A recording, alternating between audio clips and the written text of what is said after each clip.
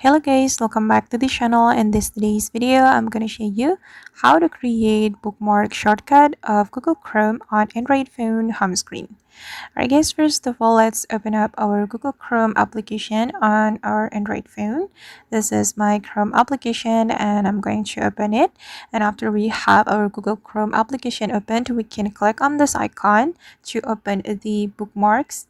And these are my bookmarks on my Google Chrome, and we can add the existing bookmark, or we can also create new bookmark. We can click on this plus button if we want to create new bookmark, and I'm just going to add my existing bookmark. I'm going to select this one, so we can click on it. Then we can click on this icon. Okay, and we just need to click on add to home screen. Okay, then click you can name your bookmark right here, then click on add and click on add again. Okay, and now this bookmark has been added to my home screen, and I'm going to check it. Okay, this is the bookmark shortcut that I have just added to my home screen. Alright guys, and that's how we can create bookmark shortcut of Google Chrome on Android phone home screen.